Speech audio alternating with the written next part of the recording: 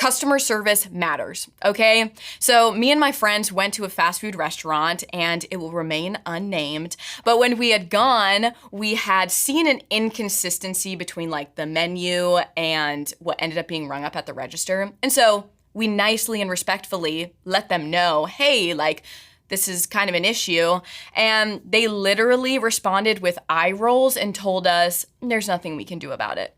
And we were like, okay, let's like keep talking about this because this is actually like a problem and I want to see you're actually trying to solve it. But no, that conversation ended up in a lot more eye rolling, a lot more unhelpful responses, and eventually we just took our food and left.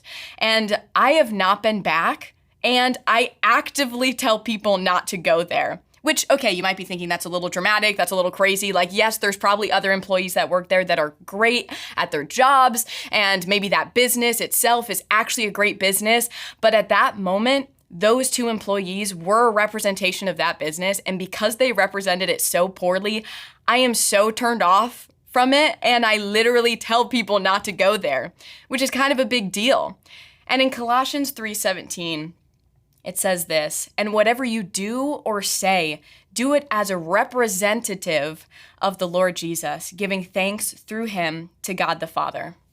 Just like those employees represented their business, we represent Jesus. The minute that we decide to follow Jesus, we are now a representation of him to the people around us. And sometimes you might be the only glimpse of Jesus that someone ever encounters.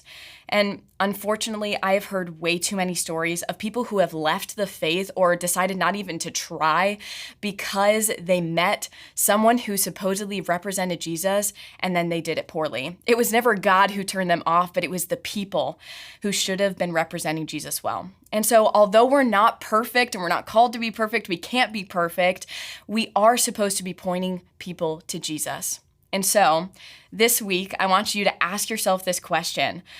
Are my words and my actions representing Jesus well?